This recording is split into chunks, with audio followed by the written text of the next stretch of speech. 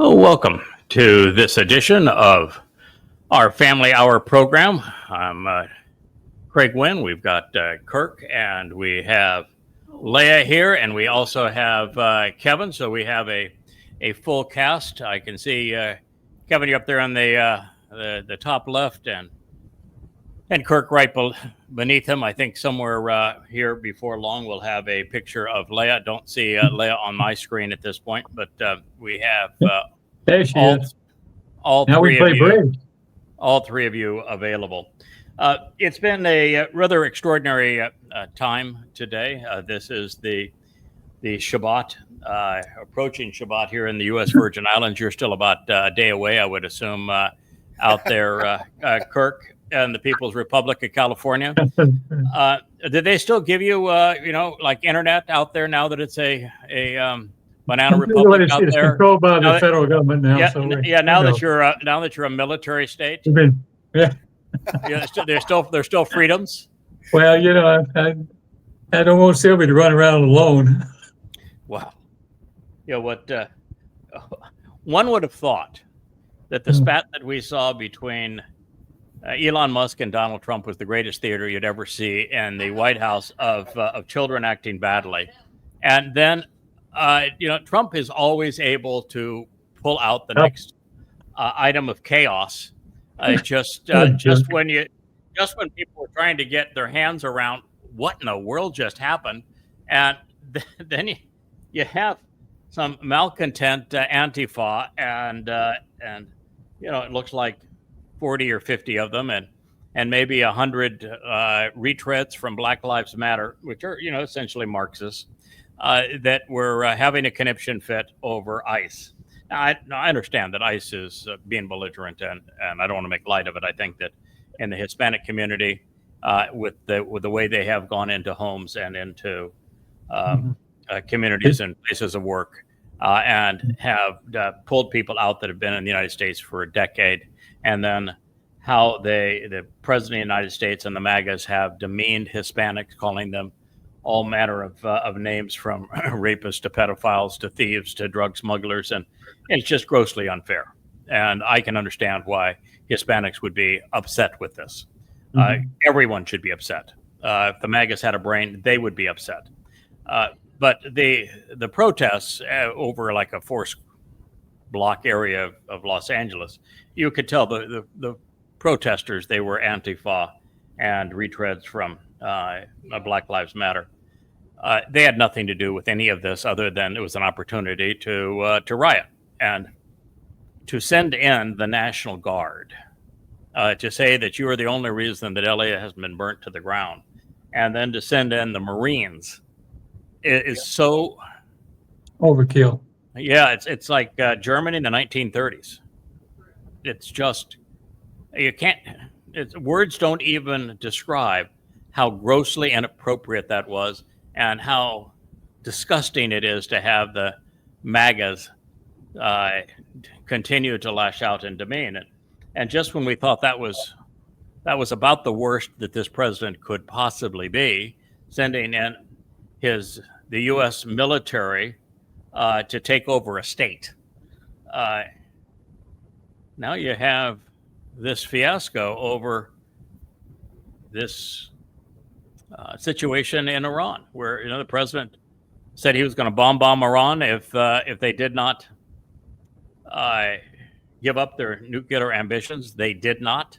He said, "Oh, well, I'm going to negotiate directly with them." He did not. He said, "Oh yeah, we're having great progress in the negotiations," and no, they weren't. Every step of the way lied. And then twice Israel said, we're really reaching a crossroads here. We need to respond. And on both occasions, the president not only said, "No, you can't, and bad things are going to happen to Israel if you do, and because I'm going to be the one that imposes them," threatened him. One time he actually went to the New York Times to screw around with Israel, just to demean Israel. And then, finally it comes down that the Iranians twice told Donald Trump, "Hell no, we're not doing this." He gave them 60 days, which is enough time to finish all of their refining and to finish their whole nuclear project. they said, hell no, we're not doing this. Go away.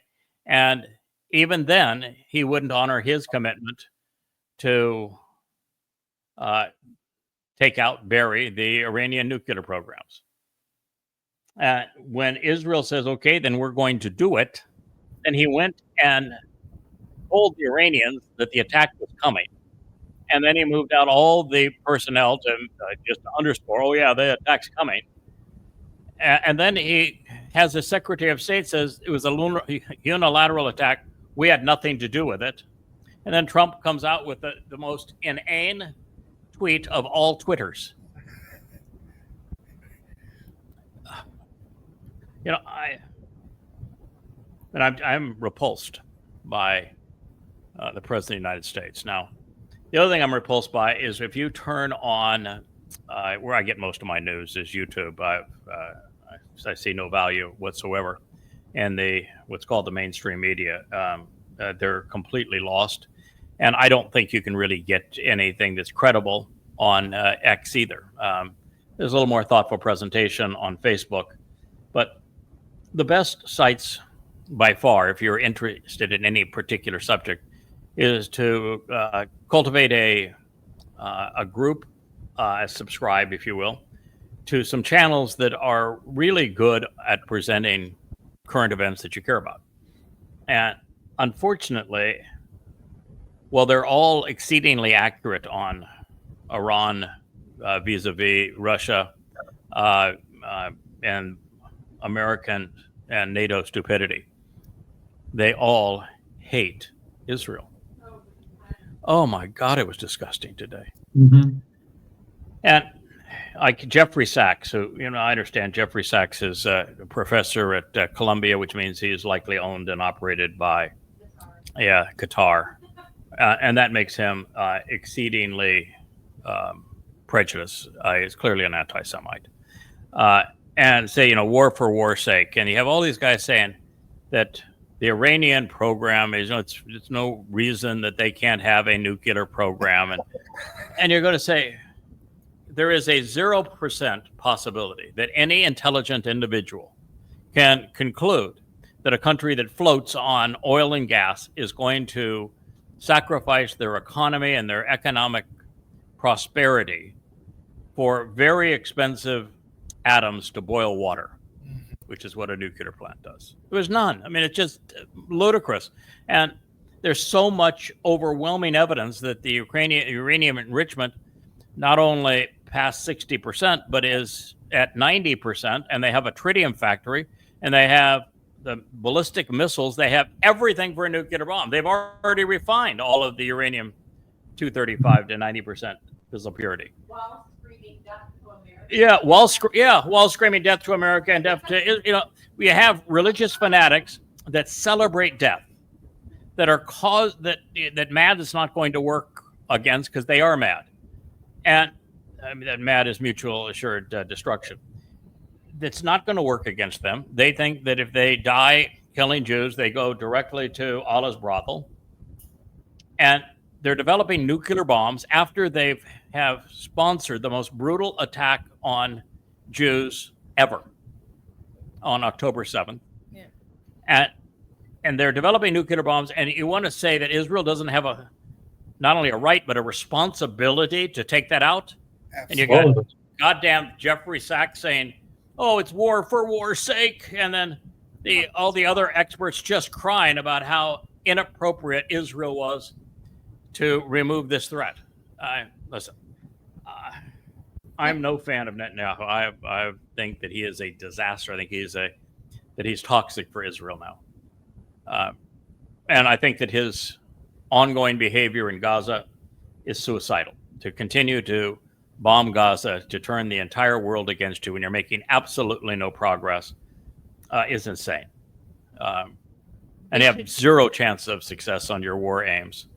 And you're prioritizing hostages over Israel's security. I think it's just insane. So I'm not a Netanyahu fan. I hate his alliance with the parasites, the Haredim. But the fact of the matter is, he was put in a position where he had no choice. Yeah. You either do this or Israel's going to be nuked. And there was really no question about it. And there's no real question about how long it was going to take them to finish that program, particularly since the United States had amalgamized the relationship between China, Iran, and Russia and North Korea. The United States screwed that up so badly that now Iran has all the help they need from nuclear powers to become a nuclear power. So it was needed, and then the whole world turned against them. Now, I did scan just before this program, and I may have read this incorrectly, so if I'm wrong, I'll apologize tomorrow.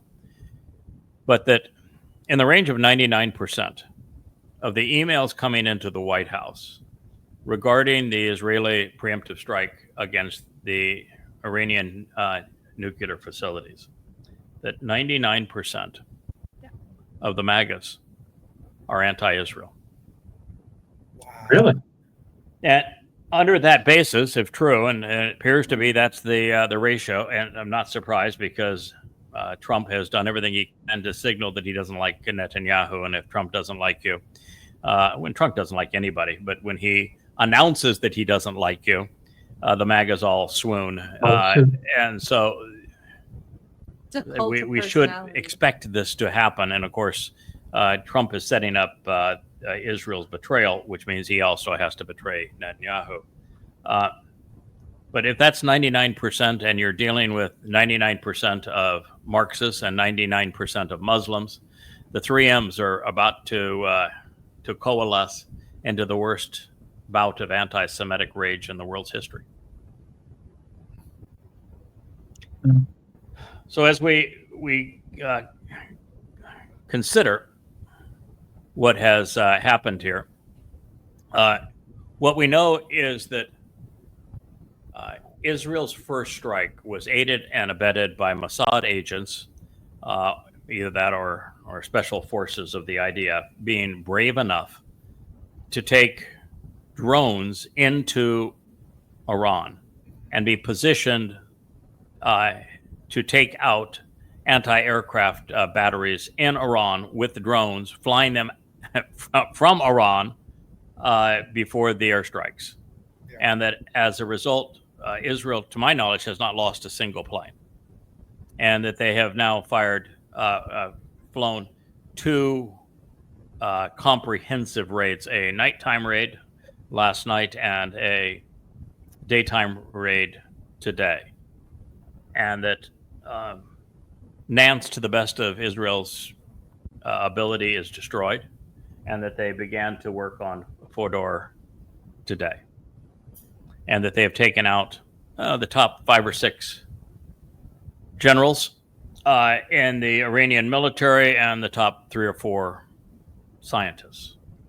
That's, as I understand it, as it sits right now. They flew over Syrian airspace because the U.S. sponsored the Islamic State to take over Syria with Jolani, and the Israelis in the vacuum of power took out the Syrian military so that Syria is free airspace. And after doing that, they found that the Iranian airspace was essentially devoid of the ability to down the Israeli aircraft. When you look at the bombings, it's pretty astounding right now that Iran, a big country, Iran is huge. It's something in the range of 70, 80 million people, that they have no air defenses. This is a country that's spending their money on a nuclear program and they have no air defenses. And how's that even possible? But that appears to be the way it is. And one of the things that I predicted is that this time the gloves would come off Iran, and that's not a big prediction. Most people were able to do that as well. But that if Iran has enough to do it, there's nothing that would keep Iran from sending in 50,000, 60,000 missiles, drones, and rockets. And that the IDF with the Iron Dome cannot take out that number of rockets. They're initially, while they have interceptors, some 3 to 5% are going to land. And I understand that there have been some direct hits, one in an apartment building, and I think that the number of number of injured is in the 50, 60 range, and seriously less than a handful. But no, this is a long night for Israelis. Our thoughts are with you, Israel. I know many of you would be up listening right now because you can, and that you need to stay alert this evening. And it's going to get worse before it gets better. So, a great travesty for Israel. What you guys, we talked about it today in one of the programs, that my grave concern for Israel is that they get overconfident. That the beeper bombs were brilliant. They certainly had their way with Hezbollah, and they have destroyed Gaza. They have not destroyed Hamas, and they can't destroy Hamas because Hamas is Islamic and Gaza is Islamic, so they're never going to destroy Hamas. But they certainly bombed Gaza into oblivion. And this is now the third successful raid into Iran, and this one would be very successful militarily, it appears. And so there is this real possibility that Israel starts to feel like the IDF can protect them. And they will forget about what happened on 10/7 when the IDF not only didn't protect them, it didn't even show up. Yeah. Israel, like most militaries, wants to buy the equipment necessary for the last engagement. In this case, it would be the Yom Kippur War. Tanks, Apache helicopters, gunships, fighter jets, fighter bombers.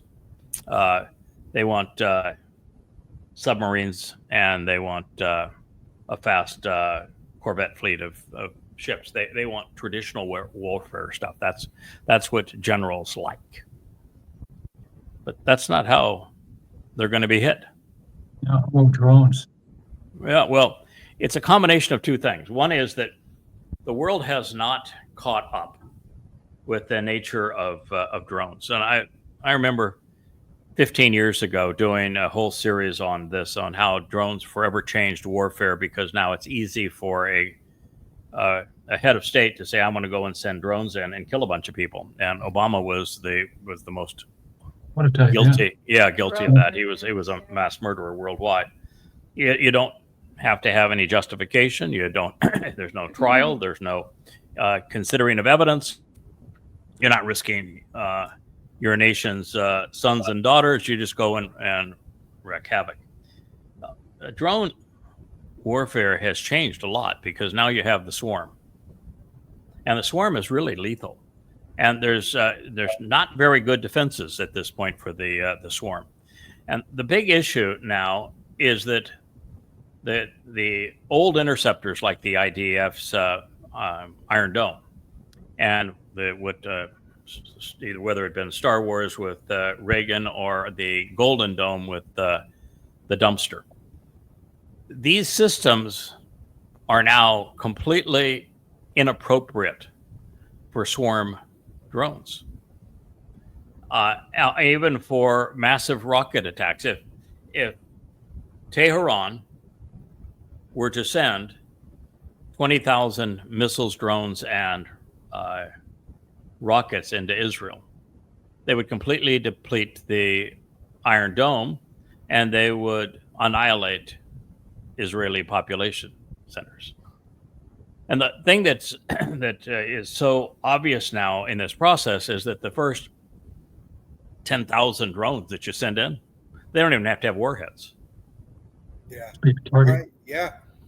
And the cheaper they are, the better, because it costs anywhere from $100 to $1 million for an interceptor. The U.S. THAAD systems upwards of $1 million. The Iron Dome interceptor is about $150,000 a piece. You can make a drone or a rocket for under $1,000, and so 10,000 of those with the differential in cost, and you bankrupt the opposing country. But they deplete all of their defenses, and then the next 20,000 90% of those are going to hit. And so the devastation is overwhelming, and there's no longer a defense for them. So now what? And this is where Israel finds itself at the moment. What the prophets speak of, this would be Yoel and Yashaya in particular, is that what happened on October 7th, I predicted a year in advance of October 7th, based upon what the prophet said was going to happen to Israel. But it's not the war that the prophet spoke. The war the prophet spoke takes place during the time of Jacob's troubles. It starts a year from now. And the way it's described as this, and they actually use the term flood, which is interesting, Alaska flood, and the prophets use the term flood. It talks about the hills turning black. There are so many of them that you cannot count them, which means they number in the many hundreds of thousands or millions. And they come in two ways. One is on foot, as they did previously, these jihadists, and the other is in the form of drones, rockets, and missiles. And it sounds like it's going to be at least 100-fold what happened on October 7th, which would be, you're looking at 1,200 killed, so it'd be in 1,500 that were badly mutilated, killed, or abducted and tortured. Let's just use 1,500 as the number. Multiply 1,500 by a 100, and you're at 150,000 that suffered this way. But I think the number is actually going to be 1,000 times. And that's 1.5 million Jews that are going to succumb. And you're going to succumb in three ways. And this future war, which I think will start in June of 2027, about a year after the time of Jacob's troubles begins, and the Islamic State is carved out of the heart of Israel as a Fakistanian state, rewarding the very terrorists of 10/7. Because clearly now, with the United States calling that war off and trading hostages for the survival of Israel, and then carving out a Islamic State presence in literally the heart of Israel. The Muslims won October 7th, and it was a test, and the test was successful, and they're going to repeat that, and it's going to be so devastating that I think you're going to see far more than 1,500,000 Jews die as a result of what is happening in terms of this rage of anti-Semitism and Trump's betrayal and America's betrayal, and the world just turning against Jews and being put in an impossible position and isolated in that impossible position. Trump's plan is to have security guaranteed by himself, and he's never honored a promise in his life. The French, the French war salute, and the Saudi Arabians, who invented the religion that has perpetrated apartheid and genocide on Jews for 1,400 years. Group. So now what? But I think that this is the biggest problem right now, is that Israel does not know the effect that its actions are having on the rest of the world. And now, for example, the 3Ms, the MAGAs, the Marxists, and the Muslims all want Jewish blood. And they're making themselves more vulnerable, trying to defend themselves. And they're not prepared anymore for Alaska flood 2.0 than they were for 1.0. And 2.0 is going to be 1,000 times worse. So it's a very frightening period, and we can't get Israel's attention to the extent that a significant number of Israelis return to YAHOWAH. But it had to be, we have to know that we were not going to be successful and having anything but, thousands amongst billions 8,000 people perhaps among Goyim and Yehudim that make the Shabuah harvest, because if there were 1 million or 2 million Jews in Israel that returned to Yahweh, embraced his name, returned his son to his rightful position in their lives, David, then Yahweh would protect them. Mm-hmm. And so there wouldn't be any purpose of Elia returning or being met by Yada for the two last witnesses. There would be no purpose of the Towrah harvest. You wouldn't need it. You wouldn't need the sacrifice of the red heifer. It would all be unnecessary if we prevail to the extent that there are hundreds of thousands or millions of Jews that embrace Yahweh's name between now and Towrah, or certainly now and Shabuah. So we can sit back and rest assured, folks, that we're going to fail. It's not a failure. We're going to meet expectations. You can only, they have to respond. You can only do what you can do.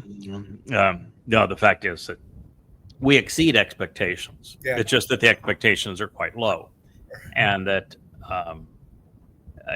the reason the expectations are so low, I would say that Yahweh is reasonably convincing, wouldn't you say? Yes. Yeah, and reasonably intelligent? Mm-hmm. Would you consider God intelligent? Conversant. Yes. Is he able to communicate? Is he articulate? Yes, very much. Okay, so Yahweh is very articulate. He is very intelligent. He is exceedingly capable. Would you say all that's true? Yes. Absolutely. Didn't Yahweh accompany the children of Israel during the Exodus? Yes. Yeah. Okay. And of the 600,000 that were part of that original crew, how many made it into the promised land? Two. God. 2 of 600,000. Yeah. That's not very impressive, is it? That's Yahweh, and that's Yahweh with Moshe. So he's got us. I'm just saying. Towrah didn't have any fans either, and look what he did on 33CB. Yeah. So Dode, the ultimate hero of Israel, the brightest Israelite that has ever lived, maybe the brightest human that's ever lived, easily the most articulate human that's ever lived. Yeah. Probably the most courageous human in history. So most brilliant, most articulate, most courageous human in all of history. And he told the world 1,000 years before it happened that he'd be crucified on Passover, and it would happen in 33 CE. And then he did as he had promised. And how many Jews were there that he managed to garner their attention, who said, "Hey, that's my Messiah"? Not a one. Not a one. And I would say, since the relative situation here is that Dode is the greater light, I'm serving as the lesser light. He's the sun, I'm the moon, and there's a sizable difference between the two. It's a 400 to 1 difference, and it's even greater than that when you consider the sun actually creates light and the moon just simply reflects it. And he's king, and I've got the job of herald, which is slightly one step above Joker, I think. I kind of like being a Joker. I think that makes us dust. Yeah, so so there's a sizable difference in our capacity and overall stature, right? Yes, very much. And would you run down again and tell me how many people responded to Dode predicting that he would fulfill Passover via crucifixion, giving the exact date in 33 CE, and then doing it in the most miraculously choreographed and sacrificial gift ever offered humankind? How many was it again of his own people? And by the way, he is in Israel, in the city of Dode. He's the king of Israel in the city of Dode. How many did he manage to convince that 0. he was the guy? And it's not a record of any. 0. So we can fail by having maybe 8,000 people out of 8 billion join us on the Shabuah harvest, and that would be a rousing success, wouldn't it? Well, in that light, yes. Yeah, very much. Yes. Yeah. So I think that's kind of where we stand and all of this. And I'll take those odds. I'm going to take those odds. Obviously, we're going to do our utmost to have both quality and quantity. But, one of the reasons for something as extraordinary as the 11th chapter of Bamidbar Numbers, and it is just extraordinary. I started it today in the Chakma Chodar series. When God says that my people, they really pissed me off. I'm just disgusted by them. I'm so disgusted by them. I want to go outside the camp here and just burn everything up. And I just think they're reprehensible. And then he comes back, and Moshe is about to commit suicide. And he says, I want to do suicide by, you've heard about suicide by cop? Yeah. But he was trying to do suicide by God. He said, kill me. I'd rather be dead than have to deal with these people. That's how bad they are. And you read something like this, and you say, all right, well, by comparison, I think we're doing okay. If I may. Yeah.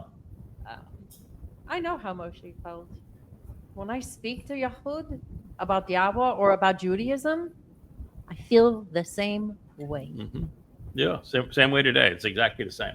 You do need to turn that microphone so it's more directly into you, not up. That would be even better there, Miss Leah. Thank you. It's good to have Leah here in her zebra pantalones here for the show. Class the place up a little bit. It does class the place up a little bit. We have to be on our best behavior. We actually have Rich over here too. We have a light on him and a camera on him. We don't know if he's going to show himself as well, but we could be we could represent like 10% of the Shabuah harvest if we're if we're not careful here. All in one place here, yeah. Yes. Israel, we try to have fun at this. Yeah, we actually have a sense of humor, and the reason that we do our best to show that we have a sense of humor is that you just have to ask yourself this question. Moshe, really serious guy, right? Yes. Was there any point where we see Moshe cracking jokes? No. No. No, Matter of fact, every time things went bad, Moshe did a faceplant. Randy Iowa did a faceplant. 100% of the time. I don't think there's a single situation where ever set up. Now, you take another guy. His name is Elijah. And he actually invites trouble. He says, bring that damn king to me. Yeah. I want the king and his queen here. Bring him to me. And they show up, and they got their big entourage and all of their soldiers and police escorts and all that kind of stuff. And Elia just gives him both barrels. Oh, both barrels. Oh yeah. And in the ancient world, you do that against the king or the queen, you're dead. And Elia said, I don't give a crap. You're a piece of shit. And your politics are rubbish. Your religion is rubbish. So here's what we're going to do. I'm telling you what you're going to do. You're going to bring all 850 of the prophets of your ridiculous Christian religion. I'm going to call it the Christian religion because it was the religion of the Lord with the Queen of Heaven and the Mother of God. It was the Christian religion. And you're going to bring that religion and all those prophets of this religion, and you're going to bring them right here, and we're going to have a little showdown. Yep. And he did, and he was unbelievably sarcastic. I mean, he yanked their chain big time.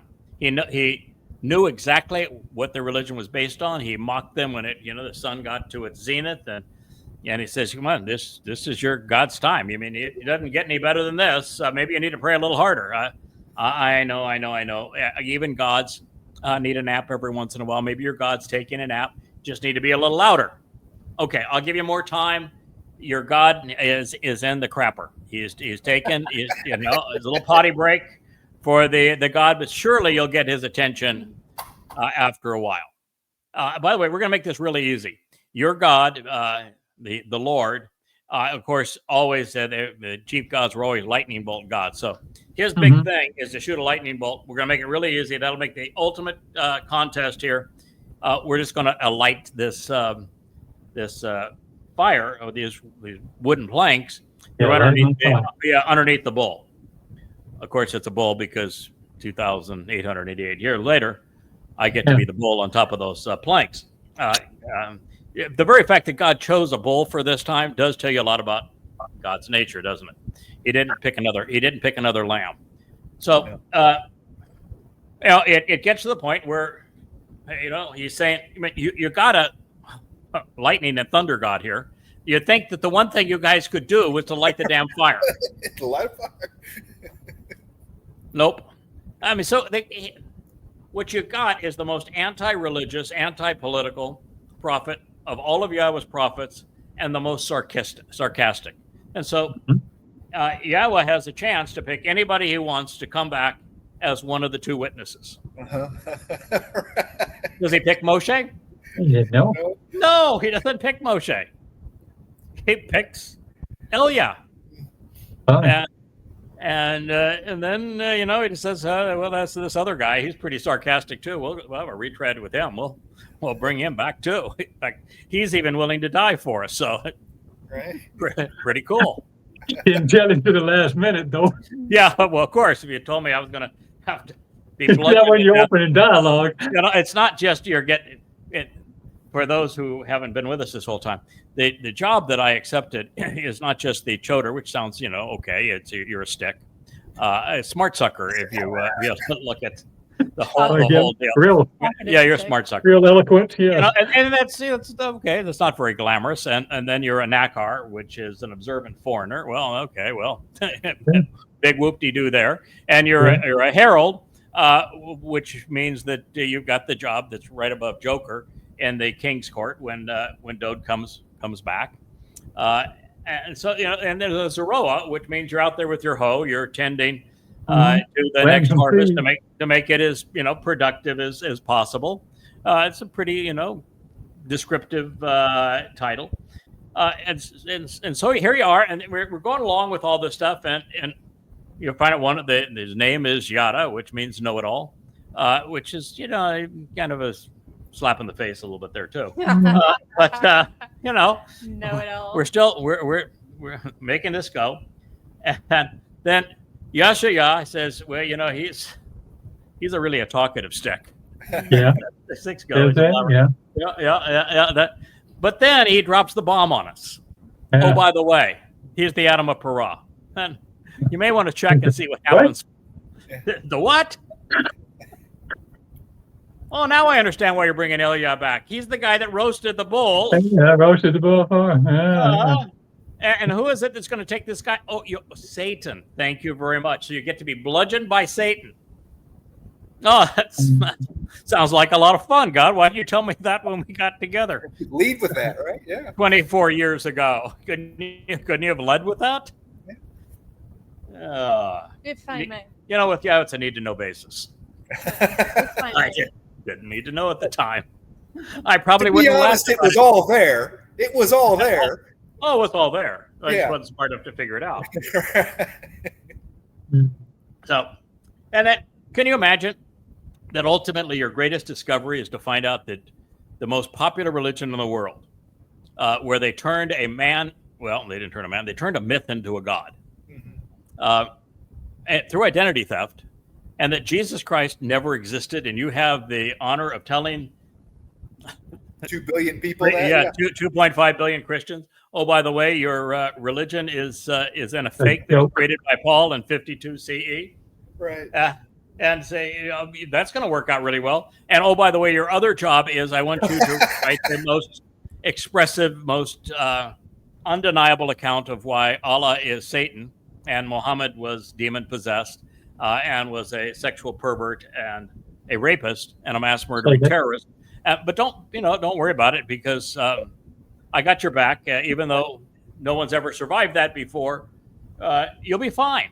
You'll be fine. Don't worry about it. You get to get death threats from Muslims for 20 some odd years, and you get to get mocked for exposing the false nature of the most ridiculous religion ever in Christianity. And then, you get to tell Jews, by the way, Rabbis don't like you either. The three, that's the toughest one. Yeah, your rabbis are your worst enemy. Your Messiah is actually Dode. He is the king. He is returning. He, by the way, is your savior. And that false Messiah that you love as your star, Bar Kokhba, son of a star. Yeah, he's the guy that started the diaspora leading to the Holocaust. And you passed over with this goy, figured out that though David is the son of God, he is the Messiah, he is the returning king, and he was your savior. And you follow me on X. How's that going so far? Yeah. That's a rough road to hoe, as they say. Yeah. So I'm about as popular as Moshe was. Yeah. It's just that we love Moshe, you. yeah, there's a different. Well, thank you, and there is. Moshe had more followers. Moshe had more followers. Well, no, I don't think he had any. more of a. He had a gang around him. He didn't have a single follower. Let's be honest about this. Well, he had revelers. Rebellers. He said, "There's not one of them that I can deal with. Just kill me." So that's pretty bad. That's pretty putting it right there. So it is a tough damn audience, is the bottom line here. And so here we are, Israel. This is the best you got. And I think Yahowah was actually having fun with the whole thing. To tell you the truth, I think for the first time he's having a laugh out of it. I think first time since back in Eliah's day, I think he thought Eliah was hilarious. And Eliah will be doing a comedy roast every Shabbat for here to eternity. So Dode's going to be the singer, the star attraction. The warm-up act will be Eliah. I've got to figure out how to do something, maybe dance or something as the Joker. But that's going to be our entertainment. I can be a storyteller because I can talk forever. You can. Yes. If I may. Okay. Yes, ma'am. She's trying to straighten us up. Yeah, I was thinking earlier today about the role of the observant foreigner, and it had occurred to me, the offer was made to the children of Israel. The books were recorded by the children of Israel. The religions that opposed Yahowah were created also by the children of Israel. Mm-hmm. And while we were given this opportunity and bungled it, did we? Horribly. We created the enemies that would come to kill us. We have a lot of skin in the game, to say the least. And the offer is open to everyone. Goy and Yahud, Yisrael, whoever you are. The offer is open to everyone who wants it. And that's the difference, Leah, between if a Jew were given this job versus a Gentile. Is that, I'm focused on Yehudim because the earth is destroyed if we fail with Yehudim, so that seems like a priority. I just as soon have, Dode come back for a happy family reunion as opposed to God saying, and twice, but the last time in Malachi in the last line, if you fail, by the way, I'm going to destroy the earth. So it seems like a wise thing to prioritize the people. Prioritize. But the very fact is that up to this point, we have been pretty equal in reaching out to Goyim as well as Yehudim. And I don't think that would have been true if this last witness was an Israelite. I don't think so either. I And agree. furthermore, I think that it's time maybe the Goy put a little skin in the game. Well, That's you, honey. Gentile have a lot of skin in the game. Satan, You're Bashar in the game. Satan is the one that gets to tear it apart. yeah, so I get we have a lot of skin in the game, and when you have thousands of death threats from Muslims for writing "goddamn religion" and "prophet of doom," that is some skin in the game, and you devote Definitely. 100,000 hours of your life, and That's you a pay whole for lot the of privilege skin. as opposed to get paid for it. Yep. That's I would call that putting skin in the game. Turning on these cameras 2 and 3 times a day, and and sitting here in live streams, I would say that's probably some skin in the game. Writing 35 books and offering them all free. Skin. I would say that's skin in the game. So I got a lot of skin in the game, but I'm not unique among Goyim that have a lot of skin in the game. What ethnicity was Adam? Was he in Towrah? Were they Jews? Nope. No, absolutely not. No. How about Abraham and Sarah? Nope. No. They're Babylonians.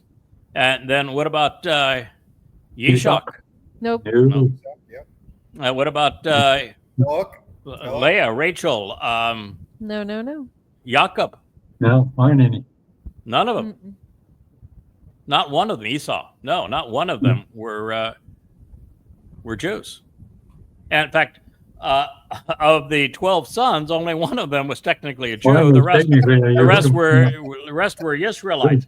But you have every character prior to the sons of Jacob being Goyim, and Yahweh goes full circle on everything. Yeah. That's just his nature. He goes full circle on everything. Yeah. We left the Garden of Eden. We're coming back to the Garden of Eden. Whoop, whoop. Yep, I like the idea of coming back to the garden. Leah and I both love gardens, and yes. but don't always love the idea of having to work in them. I did enjoy working them. I liked having dirty hands. I don't have the time anymore, but I used to enjoy that a lot. Love gardens. So I'm delighted about that. But Yahweh likes to come full circle on everything. So why not come back to a goy? I just think that's consistent with who he is, and when Yahweh was creating the covenant with Abraham, there were no Jews at the time, were there? No. Oh, sure. And that the covenant was clearly presented. It's God's family. Mm-hmm. So for Abraham and Sarah to be the first two, and then Yishak and Jacob after that to be part of the covenant family definitely has some goy in it, doesn't it? Oh, yeah. Yep. Yeah. So I think it makes sense to come back. And God, when He wanted to save a remnant of the people from the ensuing flood around the Black Sea, where the Garden of Eden was, He picked Noah and his sons and his wives and his wives' sons. They weren't Israelites either. Yeah. Not a one. That's the one that blows me away more than anybody is Ruth. Ruth. Yeah. To be the grandmother of the most beloved, Mm-hmm. Although Ruth is actually the great grandmother Yes. of Dode. Yeah. Mm-hmm. So there's some with the local tribes. She was Moab, wasn't she? Yes. Yeah. Moabite. With the local tribes, I think there was not much distinction between Moab and Yisrael. You even look at Edom, and I'm the man from Edom. That's the other part of this too. And fortunately, the man from Edom, yes, Isaiah says he's dressed appropriately. So, I know I'm good to go there. But the man from Edom is covered in blood, and he saves a great many because of the bloody sacrifice that he offers. But Edom is from what's the fellow's name that gives the name to Edom? Esau. Oh, that's the one. So I'm sorry. Isn't it great that we have a resident Jew as part of our program here? Jacob's brother. Somehow I knew you'd know that answer. So Jacob's okay, brother. and before I ask the question, Yeah. Jacob's brother. Naturally. So if you're the man from Edom, aren't you part of the family? Yes. Mm-hmm. Yeah, cousins count. Yeah, in the case of Esau, his brother. Yeah. Yeah, that's He is right. the That's brother. right. He is Jacob's brother. Firstborn. Yeah, in fact, he's actually the firstborn. He's actually the firstborn of the. There you go. Of the two. Firstborn. Yeah, so he's So actually there's that argument. he is the firstborn of the brothers that ultimately became Israel. Mhm. So the man from Edom, he's not just a total stranger, is he? No, sir. No. So there you go. All right. So we've laid our groundwork. We've had some fun. We've talked about why we're here, who you are, why we're talking to you, what we're hoping we achieve with you. And if you're up in Israel and getting bombarded tonight, you got one eye open. You might as well keep your ears open and listen to what we have to say. I will guarantee you that if your preference is to leave this planet alive, then you want to hear what we have to say, because what we have to say is the only way to do it. All right. So immediately after delving into the Torah's teaching regarding what happened at Gan Eden, and then comparing those insights to the Torah's instructions, particularly to the Moed, particularly to Sukkah, which is to camp out with God, I realize that Yahweh would cleanse the earth so that we could return to where we had begun. And I think I came to that conclusion 23 years ago. I may have been the first person to actually deduce that. And it just seems so obvious. And then I remember taking better part of a year to analyze everything we could learn about Eden, about Adam's personality, pluses and minuses, Chawah's real interesting character there, not only in the garden, and then how the serpent Hasatan, who was a cherub, who climbed off the wall and managed to twist Yahweh's testimony, misrepresenting what God said, which is the whole nature of religion. Judaism, Christianity, and Islam are all based on the same strategy that the serpent used with Towrah. And then what happened afterwards in terms of the names of those sons, waste of breath, for example. Very bittered woman, Towrah. And yet not only bitter, but she wanted to be better than God. That was her deal. She wanted to be better than God, and she was just bitter inside. And she reminds us of Judaism. Mhm. Really. And Sure enough. And Adam reminds us of most people today, oblivious. He shirked his responsibility. He was oblivious. He just went along. So we spent a lot of time, really analyze those characters and what we could learn about those really four characters, Yahweh, Adam, Chawah, and the serpent. And I think did a more comprehensive analysis, a bolder and more in-depth presentation than all of the rabbis combined and all the Christian theologians combined.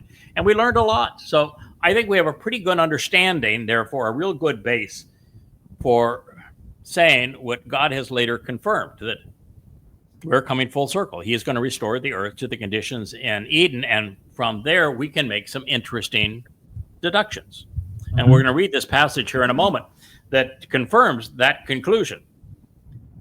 And what we know about Eden is that Judaism was practiced there, right? No. Oh, no? No. Oh, okay. No Judaism. Okay. No. How about Christianity? No. No, No religion, no. no politics. There were no military. crosses there? No No. dead No gods on the crossing. deck? No No, crossing. thank goodness. No Okay, trilogies? Or Nothing. trinities? Nothing of Trinities? that. And no No, mother huh? goddess. Well, okay. They celebrated, with all those trees, they celebrated Christmas, right? Absolutely not. They have Easter bunnies. They brought in all the animals. No. I'm sure they had an Easter. No Ishtar bunnies. No, none of that. Oh, no. Gosh. But they were Okay. naked, and that does pose the thought: if we're okay. going back to Eden, do we have to be naked? Okay. Because Leah said no. It's It's your best outfit, as far as I'm concerned. Okay. I'll keep the show PG here. Okay. So, there'll be rabbis, of course, No, making a no. buck on Nope, on nope, cleaning the Selling house, clothes. offering blessings and making sure that we're all eating kosher. By the way, are there kosher rules on No, on diet? There aren't even in today's Torah. No, wasn't any of that either. So we're not going to. Chances are not going to have any rabbis, huh? No No. rabbis, no No priests, twirling chickens no either. popes, Nope. no twirling chickens on Yom Kippurim. Oh No. God, no. Okay, but you're going to have jihadists, though, right? Going to have uh, virgins as a reward for murder. Clearly, right? No. I mean, Islam talks about going back to the garden because that's all the snake knows. The snake that became Allah. You're going back to the garden, and he must have liked. Maybe Adam and Chava never got it on, and that's the first of the virgins in the garden. Who knows? But the fact of the matter is, we're not going to have an Allah. We're not going to have a Jesus. We're not going to have a Hashem. We're not going to have any rabbis. We're not going to have any priests. We're not going to have any hint of religion. But how about a military? Certainly, you got to have a military, No, right? I mean, you got to no, have no. parades, and somebody's going to be providing security. No military either. Huh. Okay, no patriotism then. No, guess not. No flag. Okay. No Wow, stars. no flags. Wow. Okay, well. So this is becoming interesting. How about a judiciary system? Nope. No. No. Not if you got your Shabbat in your heart. Okay. Yeah. Now it's going to be lounging around though all day long, right? You're going to be Yahowah likes to work. No, I don't think so. work. Oh yeah, he did. He told Adam that we're going to be working the garden together. So we're going to be working and it can be a lovely garden, but it's going to be work. You gotta get And your hands dirty. we're going to have loving companions, and that it was men and women, and Yahweh's presence right there and communicating with us. But so for the earth to be returned to the conditions of the Garden of Eden, will there be any churches, synagogues, or mosques? No. Get rid of all of them. No. How about tanks and rockets and No. and Gotta melt drones? them away. No. No. So, but there will be animals. Yes. So, for God to restore the earth to the conditions found in Eden, what must go? Religion and politics. Yeah, religion and politics. They have to be gone. Military, economic scheme. We don't need money. Right. So the very thing that religions say that they control, the means to God. They're the very ones that'll be controlled by God and excluded from heaven and from the garden. That's ironic, isn't it? So it reads here, as they approach, fire will consume them. Who's they? Now, remember, we did this in a prior show. Those who are approaching are the Muslims and the Marxists, and now we've got MAGAs turning on Jews too. The 3Ms, Manny, Mo, and Jeff here, but I guess we need three M names. They are all going to be consumed by fire.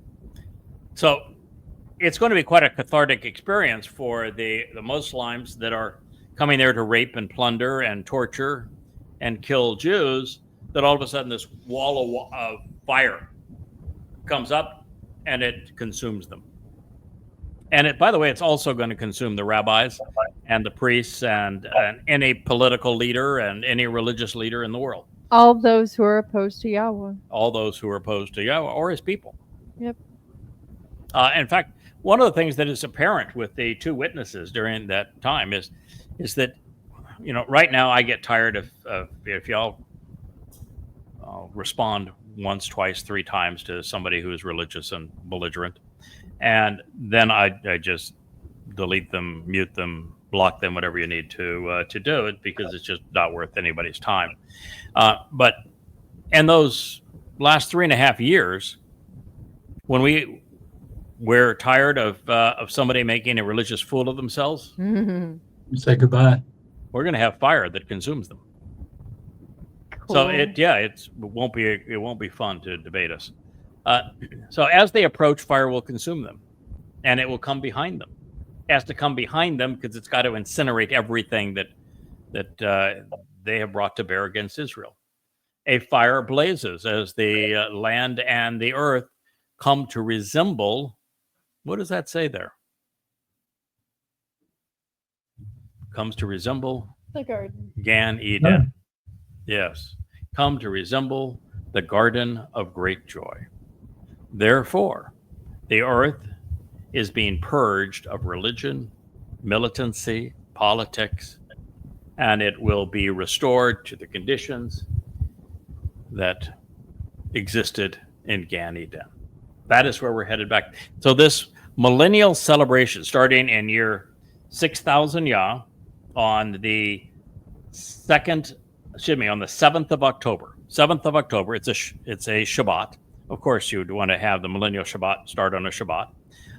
It will be a full lunar eclipse because celestial fireworks are just fun. And that 1,000 years between your 6,000 Yah to 7,000 Yah is going to take place on Earth, restored to the conditions found in the Garden of Eden. That really sounds highly desirable to me. Yeah, but can we go back to the fire breathing stuff? I've always wanted a pet dragon. So I am the pet dragon. Yes, you're the pet dragon. Sounds like a good job. That would be an awesome superpower. That would be a good I don't like you. Poof. Oh. Yeah, I like that. As an I'm so jealous. introvert, she wants. I think we have to operate it responsibly. Yeah. And this Garden of Great Joy is what appears before them, which means behind them and where they are themselves is consumed by fire and incinerated. And then as we look at what's left, it's all restored to the Garden of Eden. But behind them is a desolate and unpopulated wasteland clothed in horror, because God's going to get rid of all of this. And as he does, and he throws out the trash, it's going to look pretty messy there for a bit until he terraforms the earth. And I think there's going to be a short period of time where God's going to want all of us who are part of this transition to remember what we were given. You know, it's one of the things that didn't resonate during the Exodus. I think God is going to want a different result this time. When the children of Israel were taken out of what was apartheid and genocide for them, where they were being worked to death in Mitzrayim, Egypt. What is the one thing that they never, ever said or thought about or seemed to register with them? Yahowah. Say thank you. That we have been taken, this is where we were and this is where we are. You know, we were with these people that were abusing us, perpetrated apartheid on us, genocide on us. We were being worked to death. And now we're out here with God. He's feeding us, clothing us, educating us, and taking us to the promised land. The contrast in those things is better than just the magnificence of being headed to the promised land, in my view. And I think in God's view.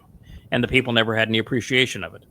And so for those entering the millennial Shabbat, wouldn't it be helpful if they had some appreciation of what man apart from God was like? Mm-hmm. And that to some extent there will be some places, particularly around Babylon, which is where the Whore of Babylon is going to be stationed. The Leah and another accomplice, two women, get to carry her and dump the Whore of Babylon in Babylon. And I think the area around it's going to be scorched earth. I think God wants us to have a way of comparing and remembering what it is like to be not with him. The very thing that the children of Israel never came to appreciate. He even talks about the outside of Jerusalem, where their houses, their homes, and will be used as sheepfolds. You know, and their buildings will be used as sheepfolds, places for your sheep to graze and get out of the weather and stuff. You know, there will be remembrances. You know. Do you know where that is? I do. Leah, do you know where that is? Where are the sheepfolds going to be? Sorry? Where are the sheepfolds going to be during the millennial Shabbat? Close to Dove's house? In the land. A prophet told us. in the land. Zephaniah. Gaza, and Yeah. actually, Yeah, Zephaniah told us it's Gaza. yeah, Oh, So the really? ruins, that's right. yeah, whatever Whoa. is built back on Gaza, they're going to be for roaming sheep. Yeah. Yeah, they're going to be sheepfolds. So, which means that God wants to have some memory of just how horrid it was, Yeah. because it's, I've always said that a person who's just given, mansions and fast cars and a huge the Donald Trumps of the world, where you're just given Yeah, everything you could possibly want. Entitled. You're entitled. That kind of person never has the ability to appreciate the value of work, the value of even being moral, Or of struggle. They have no moral judgment. No. And so one of the things that will be helpful is to have a contrast. Contrast is what being judgmental is all about. Being right requires there to be wrong. To be fair requires there to be unfair. And for something to be better, something has to be worse. yeah, yeah. So I like the idea of having glimpses of how horrid, humanity had been. And once we've all learned the lesson, now we don't actually need to, but there'll be some people in millennial Shabbat that need to. We get the lesson every day. But then I think when we finish this 1,000-year celebration of life on Earth, and 1,000 years is a reasonable time. We have plenty of time to camp out and enjoy life here. I think as we move into the next phase, there'll be no reason to have remembrances of what was horrible previously. Yeah. So I think this will have served a function. So left behind them is a desolate, unpopulated wasteland clothed in horror. In addition, there is no escape or deliverance from them. So the trash is going to be incinerated so that it does not foul the surrounding gardens as the earth is transformed from hell of a man's making to heaven, from the dominion of men to the liberation of God. Now, that is fortunate for the few who join the covenant before the conflagration begins. As for those who came to destroy Israel and decimate Yehudim, not so good. There'll be no reprieve, no escape, and no saving them. And this includes all ultra-Orthodox Jews. There won't be a single ultra-Orthodox Jew, not a single Marxist, progressive Jew that's going to survive this gauntlet. They've been opposed to Yahweh. They have misled people regarding God. They're not welcome. We're not entering. Why would eternity they with them. be? Yeah. Why would they be welcome? They're Yeah. hostile to Yahweh They are. entirely. And they're hostile to Israel, really. Yes. Yep. There'll be no maggots in paradise. No. So, if you're a MAGA, you may want to give it up now and get your act cleaned up so that you could actually be considered. There'll be no Muslims in paradise. There'll be no Christians in paradise. No Hindus either, but that's another story. So while I'm obviously beating a dead religion, Joel 2 could be addressing the fulfillment of Shabuah, the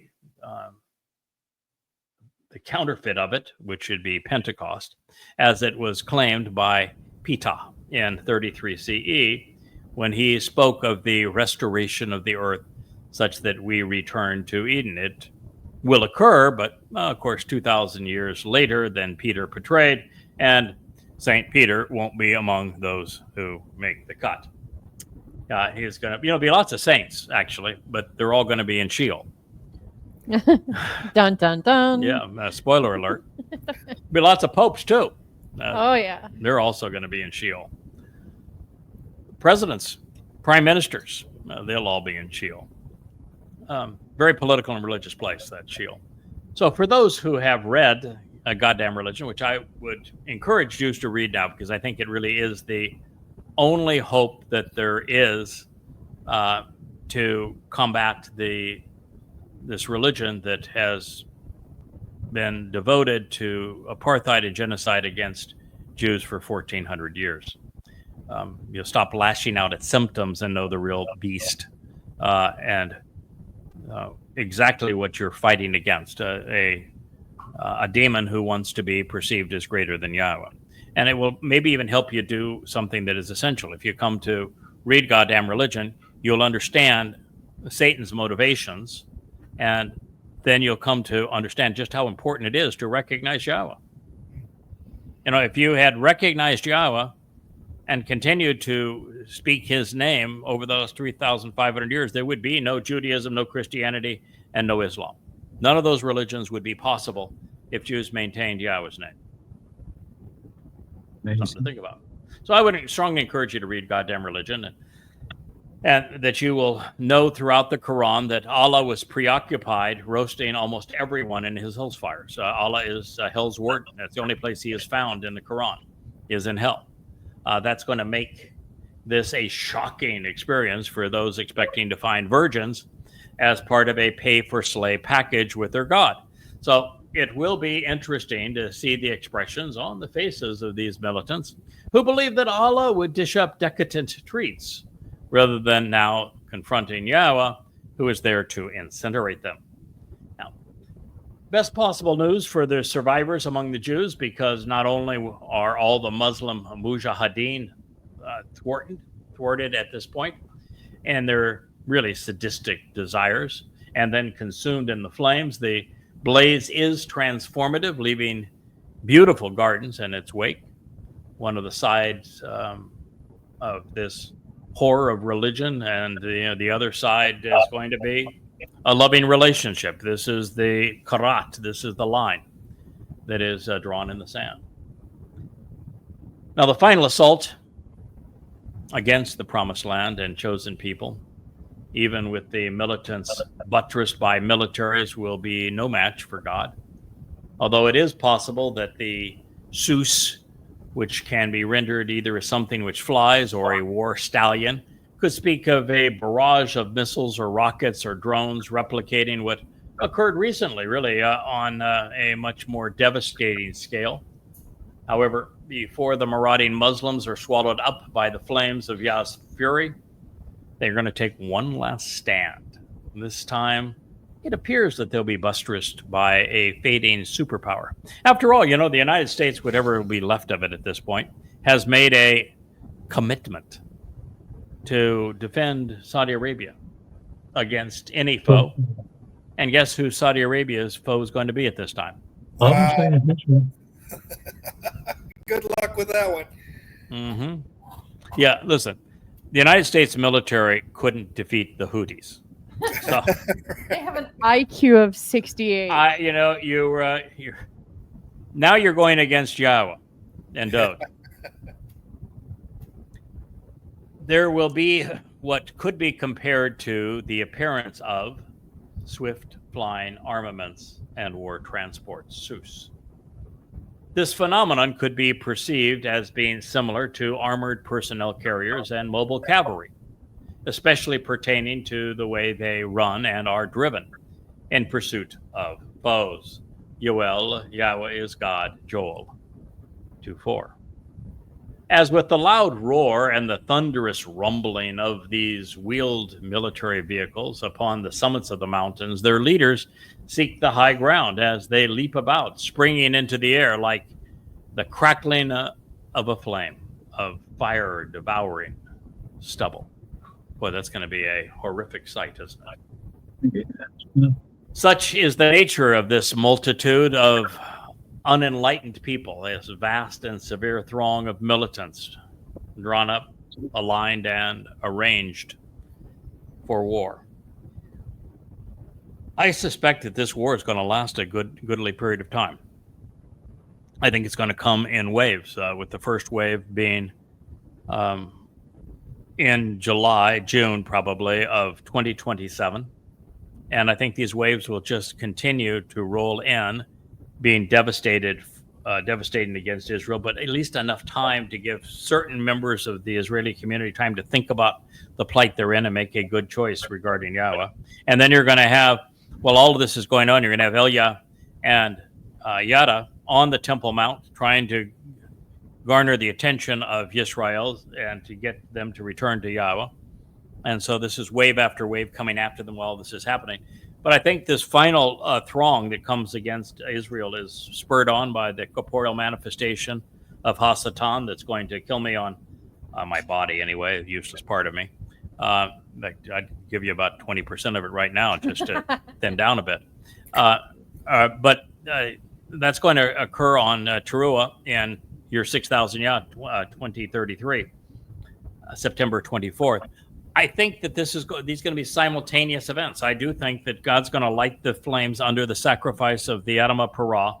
At the same time, his flames chase away those Muslims, and there'll be some Marxists and some MAGAs probably, that are pursuing God's people in Jerusalem. I see this as all sort of culminating simultaneously. I think it's going to be a dramatic show. God's going to have quite an entrance this time. Yeah. It's not going to be quiet, like it's quiet when he met with Abraham and Sarah. This is not going to be quiet. This is going to be a grand spectacle. Even his son, Dode, comes back as brilliant as the sun. So based upon the prophet's depiction, this continues to appear like a unified Islamic invasion, perhaps led by Iran, aided and abetted by perhaps China and Russia, all seeking world domination. And should the assessment of Iran, China, and Russia be correct, and it fits the bill at this time, then the motivation will be simmering hatred, revenge, and access. But then let's not keep in mind the deal that Trump just made for Saudi Arabia to maintain the petrodollar on the purchase of its oil and gas is that the United States military would defend Saudi Arabia against any foe. So could easily be Saudi Arabia or the United States or any combination of these nations working with the Mujahideen, so that it's a multi-level assault. You don't just have the jihadists by the millions on foot. You don't just have the rocket and drone and missile barrage, but you are also going to have a military component. And it could be China, it could be Russia, it could be Iran, could be Saudi Arabia. It's going to have a very formidable military by that time. It could also be the United States. Guess who else? Greta Thunberg and her little flotilla. Oh, she's definitely going to make it. She wants Greta to come back in the flotilla. Oh, yeah. Yeah. Me? No. If I see that twit's face one more time on X, I might blow up X. Well, you could incinerate her, like a good dragon. She'd be toxic. China and Russia are in bed with Iran over oil, and therefore heavily vested in Iraq and Syria and Lebanon, and they would gain unfettered access to the Mediterranean and the Red Sea with Israel out of the way. Further, both China and Russia are strategically invested throughout Africa, particularly in Ethiopia, and there's considerable rare earth mining interest throughout this region. There's just lots of motivation. And China is Israel's second largest and fastest growing investment partner during a time when the U.S. is imploding and imposing all manner of global restrictions and fighting a proxy war that is losing badly against Russia. So there's a whole host of possibilities that could make this battle worse. But the one thing I wanted to make certain we understand, Ezekiel speaks of a Magog war, of a Gog from Magog, and a valley of dry bones and all of that sort of thing. It's all nonsense. There is not going to be an Armageddon. There will be no Armageddon. There is no Magog Federation. There is no Gog. Ezekiel's trash. It's all a false prophet. There's no Mahdi either. Well, the Mahdi is a different deal altogether. I don't speak much of the Mahdi in goddamn religion or Prophet of Doom before it, because the Mahdi goes Shia. many centuries past Muhammad. My exorcism of Islam was limited to what Muhammad said and did, what Allah said and claimed to have done, with the Quran and Hadith revealed during Islam's formation. And that was still 4,200 pages. I tried not to go beyond that, because then you're dealing with interpretations of Islam as opposed to the Islam of Muhammad and Allah, which is the only Islam that really matters.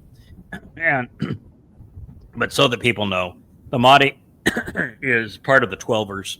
The Twelvers is a offshoot of Shia Islam. Muhammad's descendants, they are the Shia. They claim that they should have the right to control the Islamic war machine, where the Sunnis are the supposed descendants of the Quraysh clan that had the original rights to the Kaaba, and therefore they have vied for power. The Shia represent about 15% of Muslims. The most Shias are in Iran and Iraq. That's something that the U.S. military couldn't figure out, that if you bring democracy to Iraq, that Iraq is going to be part of Iran, and that's what happened. But they, in their eschatology, they imagined several centuries after Muhammad that they would have their own Messiah, and their Messiah is called the Mahdi. And there's a fellow right now that claims that he is the Mahdi. He is really a creepy dude. Yeah, he is. And Super creepy. so you do have that to deal with. There'll be lots of people claiming to be the Mahdi. And there'll be people claiming to be the Antichrist, but there is no Antichrist either. That's also a revelation myth.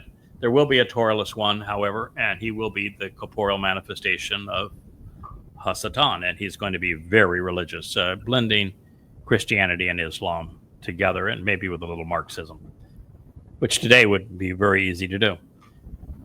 So this reads, from their presence, the people will tremble and shake, writhing in anguish, terrorized and tormented. Every face becomes flush and pale. Like warriors, they charge ahead, quickly chasing their prey.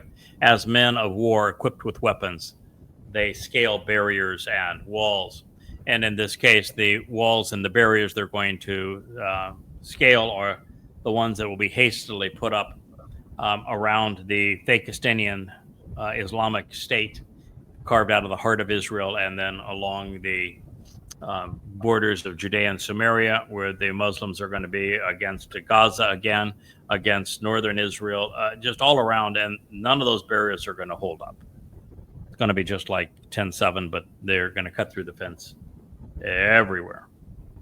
So other than being reprehensible for committing 90% of the world's most heinous terrorist acts, Muslims aren't very good at most things, although we can count on them being boisterous and agitated thieves, as this prophecy foretells. They also fit the bill when it comes to being unenlightened and militant, and in addition to numbering in the billions. So they are exactly who the prophets are talking about. They are the belligerents. So not only are the Islamic Mujahideen aligned against Jews and overwhelmingly in favor of war against Israel, but as we have seen, they have a thing for scaling walls and evading protective barriers. They're quite good at it, so long as they can steal a bulldozer from time to time. Also insightful, the most defining event in Islam, it's the Pledge of Aqaba. And the Pledge of Aqaba is a declaration of war against all mankind. Or we kill you.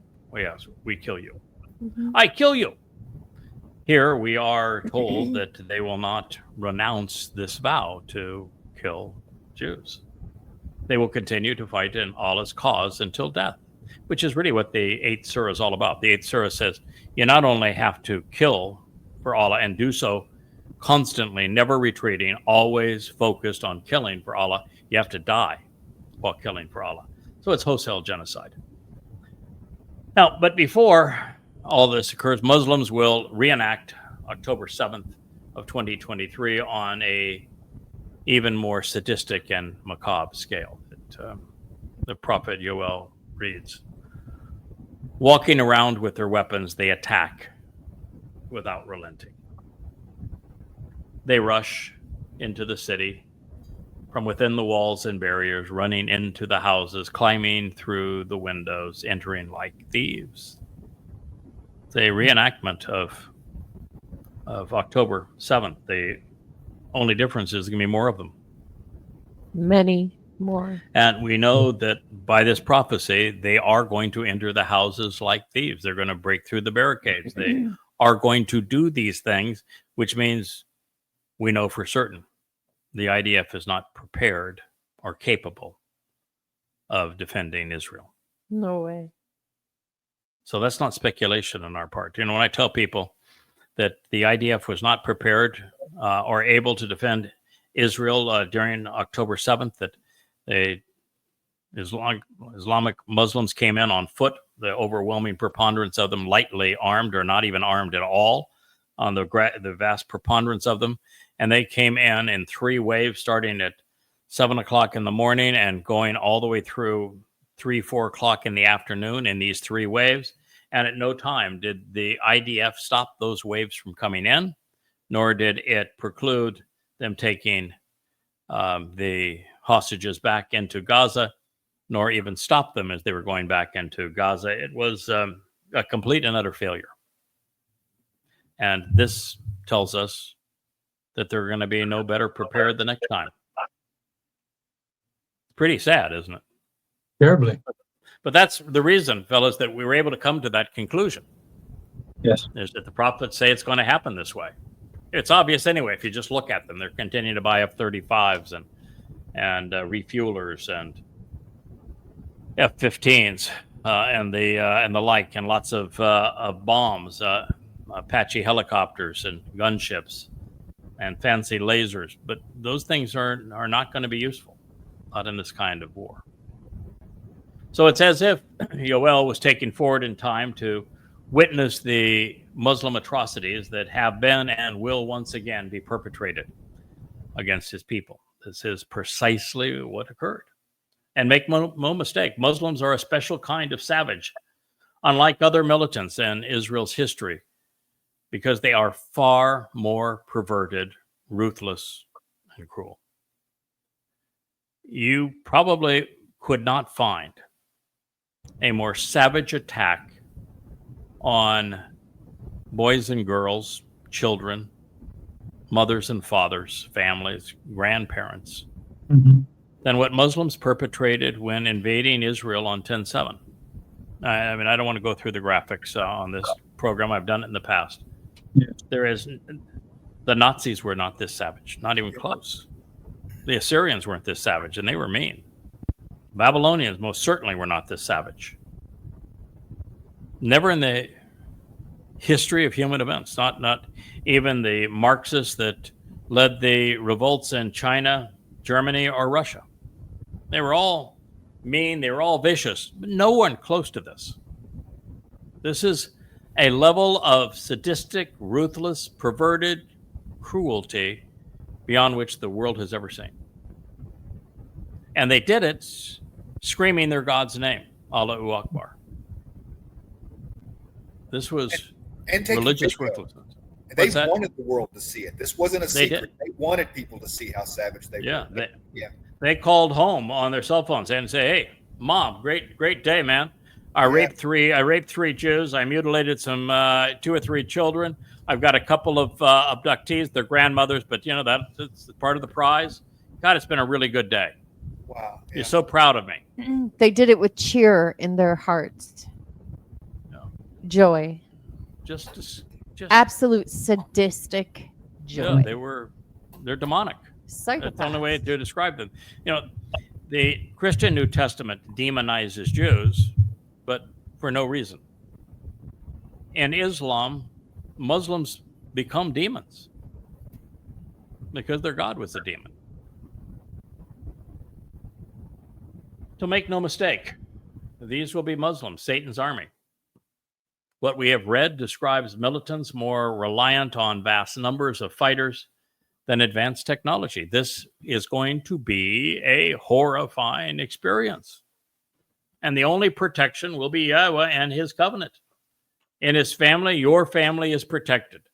But for that to occur, you will need to join us on Shabuah, or at the very end on Towrah. But by the time we reach Towrah, we are at the end. So I would recommend Shabuah if you don't want to experience this. A good deal, by the way. You get to live forever. You get enriched. You get empowered. You get adopted into God's home. You are perfected. I mean, it's a really good deal. Yeah. I'd recommend it just even if there wasn't a contrast. What could be better? Yeah. You get to be You God's tell me, gift. huh? Yeah. I mean, you know, back in the olden days, it was really cool to be royalty, right? If you were the king's firstborn, Oh, yeah. man, that is really swell. And if you were even the daughter or the wife or the any other family member of the king, I mean, life's pretty damn good. Yeah. Well, here we're All family. the brothers and sisters of the kings and the sons and daughters of God. Why wouldn't you want that? Right. It seems like a pretty good deal. And all you have to give up to get it is you have to stop being religious. You need to walk to God so that he can perfect you, which means you need to observe Pesach, Matzah, and Bakodim as they were intended. You need to trust and rely on God as opposed to your political party or your military. That seems like that's reasonable too, particularly with their current failures. Mhm. And then you need to closely examine and carefully consider the terms and conditions of the covenant. Well, that seems like a really good idea because it's that covenant that opens heaven's door for you. And then if you're a man, you need to be circumcised. And if it's parents, you're supposed to circumcise your sons on the 8th day so that they remember. I'm not sure what part of this is not beneficial. Whoa. Whoa. Yeah. So back in the garden, you had some instructions. They weren't many. A couple of instructions. And they had everything. They had close contact with Yahweh. Mm-hmm. They had a beautiful garden. Mm-hmm. It was protected. Everything you could possibly want. Mm-hmm. Work to do, love, Mm-hmm. beauty, had it all.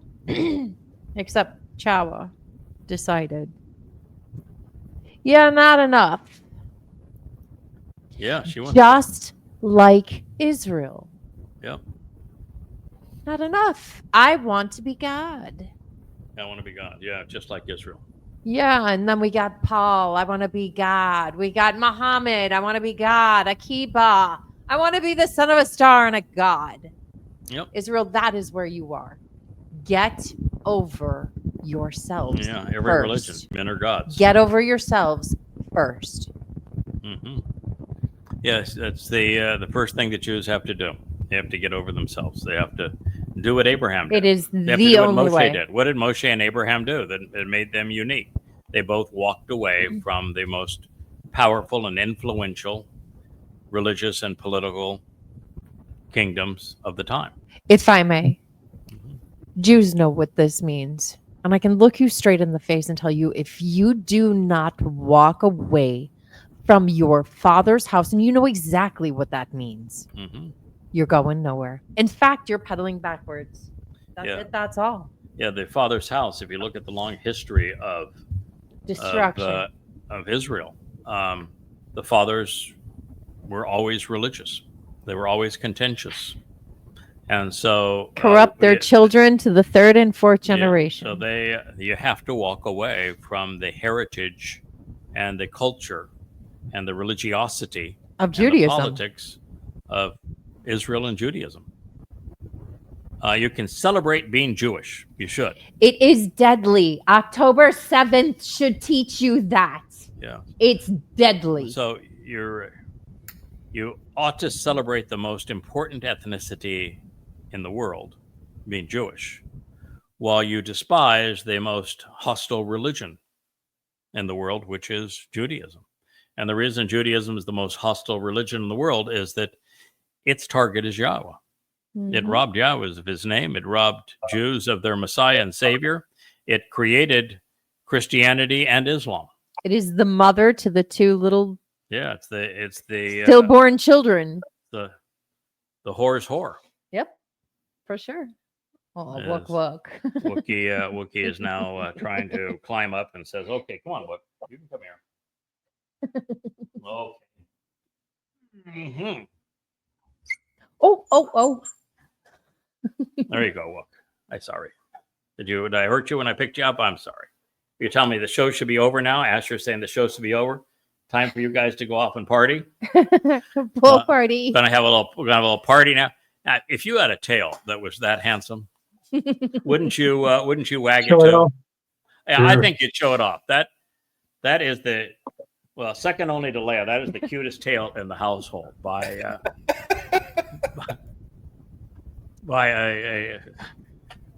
a lot. They even have the same hair color now, Leia and Wookie. They're pretty cute together. And I don't know if you've ever noticed, but Wookie has lips to die for. Most dogs don't have. He's got the Angelina Jolie of dog lips. Yeah. It's amazing. Wookie.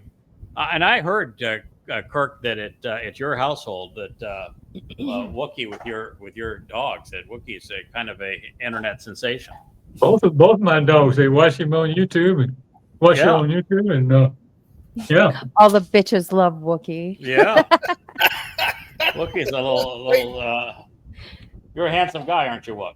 Yeah. Yeah. All the bitches love Wookie. Yeah. So. Well, gentlemen, I think we have definitely come to an end of our program. But it is a tail wagger. We know Get that. out while we can, yeah. We know it's a tail wagger. Hi there, Wook. Wookie now has to get down because Wookie has evidently dogs have crack. I didn't know it. And Wookie's is hooked on Yak bones. yak bones. Yeah. And I don't know if you know what a yak bone is, but it's the Himalayan. yeah. It's one of- No, it's a form of kind of kumis. I think it's the when I was in long time ago, I was in outer Mongolia, and out in outer Mongolia, the drink is fermented goat's milk, and horse. this is the equivalent of that taste, and Wookie is hooked on it. And so like tonic. Asher has decided that he likes them too, but if I give both of them one, and they're pretty formidable, that Wookie's deal is that what's Wookie's is Wookie's, and what's Asher is Wookie's. Wookie. So Asher will go, Wookie will go hide his, and then he'll go and Steal and deal with hers. Asher until he can distract Asher with that tail of his, and then he steals the yak, and then he has both of them. So He's a pirate. he's a pirate. Yeah. And Yeah, he's a pirate. right now we have Asher eating a yak, and Wookie just can't handle it. Stalking. Wookie is stalking. You can see it on my feet, around my feet. You can see that, that Asher is trying to walk away from Wookie. So, but Wookie is stalking He's very Asher persistent. Yeah. to get the yak bone. So we have a little drama playing out here, Doggy drama. and doggy drama, and our dogs are such that Asher is exactly as the name implies. She is lovable. She is approachable. She is the path to great joy. She is She's a sweet a dog. sweet Labrador Yeah, she's a sweet that dog. is all love. She is Koleb. And Wookie's a bit of a rogue. Yeah, he is. Wookie's got Wookie that used to big, go down every morning and wake me up, no matter. And I kept trying to say, Wookie, y'all, they get up real early, sun up. I don't. Yes, they don't. Well, Wookie says you're a Yeah. guest in my house. It's my Yeah, job. that's right. Yeah. Jump on my chest and say, we're up now. Come on. We're up now. Come on, let's go play. Yeah. Time for you to pet me. Uh-huh. Dogs are interesting companions. I'm pretty convinced we're going to have dogs and forevermore because they're just too lovable and enjoyable to have around. And now when we look at how far humankind has fallen, guys, I think that for the most part, we got a lot to catch up to. yeah, dogs are a better bet. Yeah. I think there's some dogs that would earn their way into Shamayim long before most humans. Absolutely. They're a whole lot nicer. And anyway, And they're faithful and loyal and trusting. Yeah, they are faithful and loyal, and they're awfully entertaining, and great companions. And Yahowah loves companionship. So as we leave this time of great brilliance and also great darkness, I mean, here it says that the earth is going to quake before them, the heavens will be shaken, the sun and the moon will grow dark, and the stars, their brightness will be taken away. This is Joel 2:10. This is what is going to transpire as a result of human malfeasance. Religion run amok, politics run amok. This is right now, every week with Trump is a new calamity. This is like 8 years of calamities later. And just right now, we're all punch drunk and shaken with what in the hell is that idiot going to say tomorrow? Yeah. And well, this is 8 years of that. And finally, just the earth itself gives up. I said, I'm not going to do this anymore. The earth kind of becomes like Moshe. No, I'm not doing this anymore. Kill me now. Yeah, might as well just kill me. Kill me now. There'll be a moment where the sun and the moon have grown dark. I mean, we've already plastered over and robbed Dode, who is the son, of all of his achievements and accolades, and he's the sun, and the moon reflects the sun's light. If the sun goes dark, the moon can't reflect his light. Plus, there's a day in here where the moon gets sacrificed, and so everything is going to grow dark. And, hey! And that contrast is really when the Dode returns as brilliant as the sun. It's that contrast that again is like that contrast of why some of Gaza has to remain as sheepfolds, why some of the desolation of the birthplace of Islam and Babylon have to remain in ruins for us to have that contrast. Well, this is going to be the contrast. The darkest time is going to end with the most brilliant. I think that without the darkness, Israel won't be pushed to think. She only tends to think rationally when she's pushed into a corner. Yeah. Mm-hmm. Well, and those who don't make it on Towrah, they will be in that camp. Yeah. And it will be a great darkness. One I don't wish upon any Yahud. And if you have any sense left in you, you'd grasp hold of the information in those books. Yeah. This is indicative also of just how dire it's going to be at the end of the time of Jacob's troubles, Israel's troubles, that the earth is going to be in the throes of nuclear war. It's going to be this massive plague of Muslims ravaging Israel. I think there's going to be all manner of volcanic eruptions, solar storms, nuclear winter. It's going to be really a horrible situation with mankind's just going to ruin this planet. So from heaven's perspective, darkness can also be a state of mind, however, and in this case, Muslims will be out of their minds, ravaging God's people. And we know that some 5,000 mujahideen were so barbaric that they left a gaping wound on Israel on 10/7/23. So it's hard to imagine the havoc that 100 to 1,000 times this number will cause.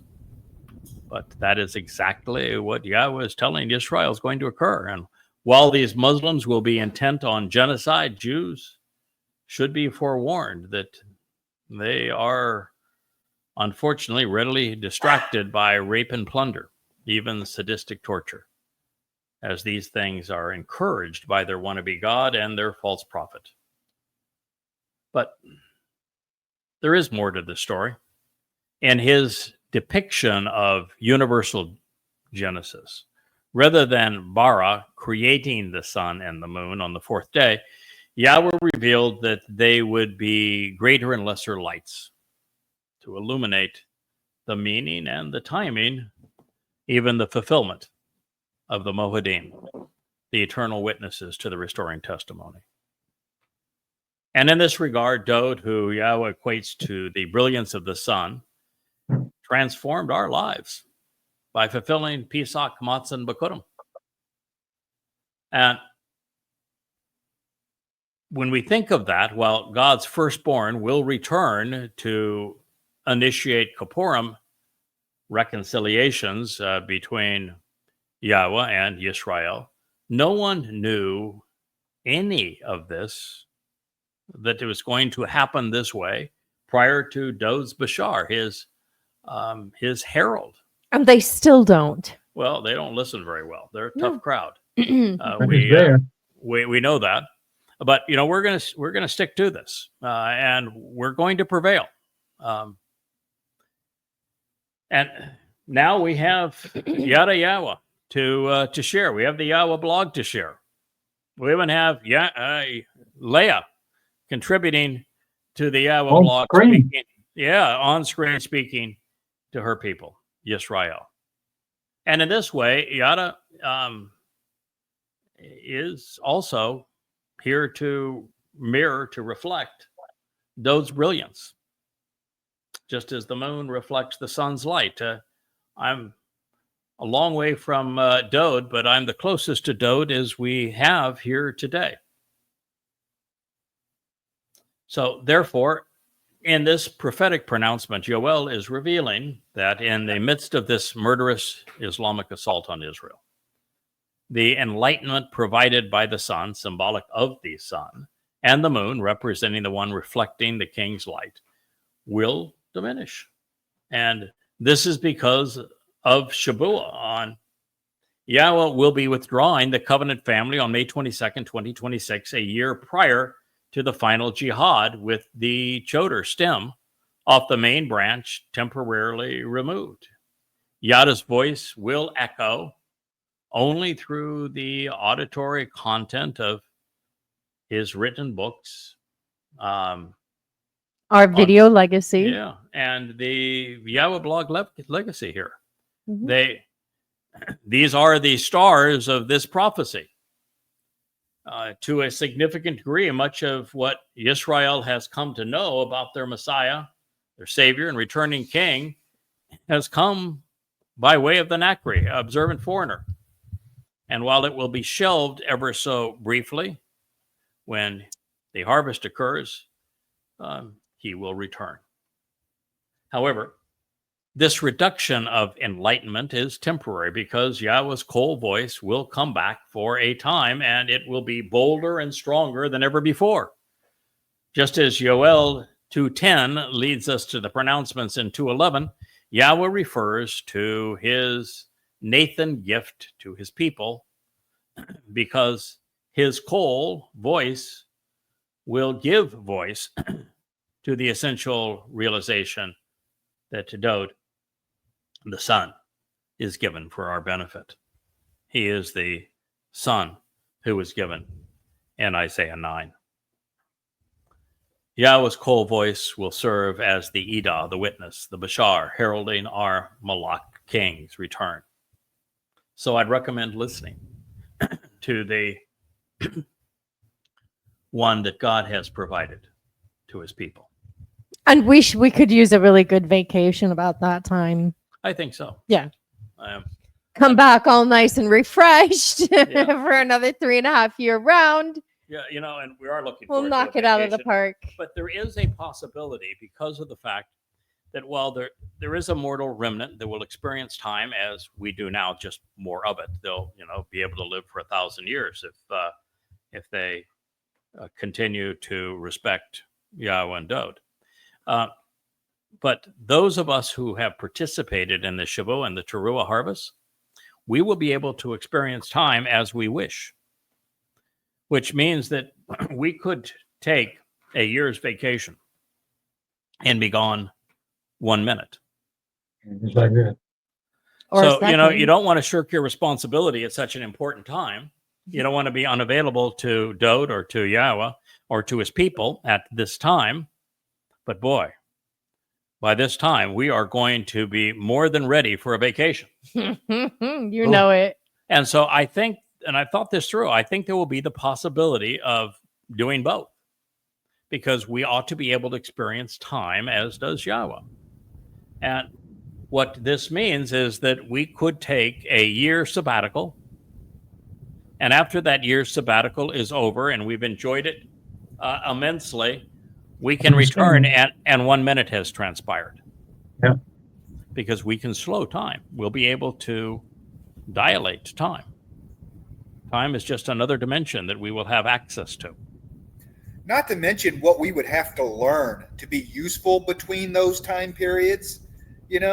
Give us plenty of time to ease into this whole 4, 5, 6 dimensional thing. To learn, you talked about it. How do I get up from the chair? How do I move this direction? How do the calculations involved? I mean, it's going to take some force to even be useful. I don't want to come back and be a baby. Right. I want to know how to be handy. Right. And I think one of the things that will be also true is that while we will experiment in 6 and 7 dimensions during the 1,000-year celebration of the Sukkah Shabbat, the mortal remnant of Yisrael will not have that experience until the end of the 1,000 years. So if we also get some experience doing that, then we can come back and be good teachers. Yeah. Just as if we take our sabbatical, and on our sabbatical, I'd like to have my sabbatical such that I still have studies set up. We still have broadcast studios, so we can still study, and grow in our knowledge. Right. That's part of the work, I think, is being able to study and learn. And so I'd still like to have this set up, envisioning Yada Yahowah. Yada World, and Yada World's going to have, might have 8 studies. There's studies everywhere. You don't think you're going to be in your lawn chair on the moon studying? No. I mean, why not? Yeah. No, I do. Well, yes, I think that would be a lovely view, and I do expect to escape occasionally to the moon and look upon the Earth and have a nice read up there. I think we're going to have all of those opportunities, and it's one of the things. Wait, did you just say you want to do a podcast from the moon? Yeah, I do. You're such a weirdo. Oh my god! Can you imagine the appeal of the podcast from the moon? I think it's the lighting should be divine. The view. Can you imagine the moon? You can start it off with hitting the golf ball too. Yeah, well, there's Kirk. He's already playing golf. The Earth is over the shoulder. I just think that's going to be spectacular. Yes, sir. I want to do one. And just to taunt Elon, I think I want to do one from Mars. I don't think Elon will be around. Yeah, so that'll be fun.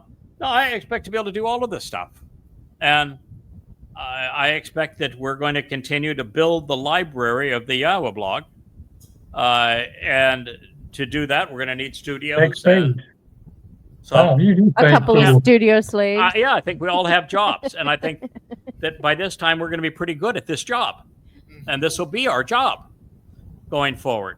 So we're going to be the teachers of tomorrow, and while serving as Dode's herald. But my idea of serving as Dode's herald is that if he can delegate, because Yahweh delegated to him, and he delegates to me, I'm going to delegate to you guys. So I have something to say. So you do need to get your own helper if you want to delegate too. So just so there's no surprise here, that is the plan. Be All right, forewarned, Kevin. Yeah, forewarned. So we'll leave this as our last statement, and I think almost all of this we've gone over in previous shows. But the reason I just kept on going over material that we've gone over before is it's sort of reassuring to reinforce all of this, particularly at a time where Israel needs reassuring. Yes, sir. Yeah, so that's why I think it's still important to do this. So Yahowah will have offered by having given his voice, Kolhu, for the presence of his especially capable and influential one. And this is because exceedingly great is his mercy and favoritism. Indeed, a potent and powerful force he who engages and acts upon his word. Truly valuable and important, capable, and competent. The day of Yahowah will be exceedingly awesome for whoever is lifted up and carried away by him. It's a exceedingly appropriate way for us to conclude this program. It reminds us that God's name is not Hashem. It is not G-D.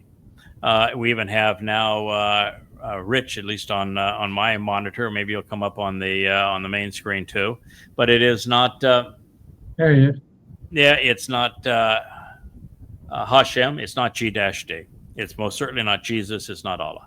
It is Yahowah. And if you're going to be only Yahweh, right? If you're going to be among those who is celebrating this time with us, you're going to know, accept, love, acclaim Yahweh's name. So Yahowah will have offered by having given. When Yahowah works through somebody to provide a benefit for his people, he views that as a gift. So Dod was the ultimate gift. He was the son who was given. But Moshe was a gift. The final Zeroah, Yada, is a gift. I think Yashayah and Malachi and Yoel were all gifts. So Yahowah will have offered and given his voice. Now, voice is always singular. It is through an individual. So he's speaking through someone. Yahowah spoke through Moshe 3,400, almost 500 years ago. He definitely spoke through the Psalms written by Dod, his beloved son. He gave voice to his plan and to the whole of human history through Yashayah. Today, you're listening to Yahweh's voice. I actually thought about beginning this program doing something I have not done before, and that was reassuring Yisrael by saying, this is now the voice of Yahowah. God wants you to know that he still loves you, that he is offering to protect you, that he's going to return to you. if you return to him. And all you need to do is to return to him. And all of these anxieties, the terrorists, the death, the fear, all go away.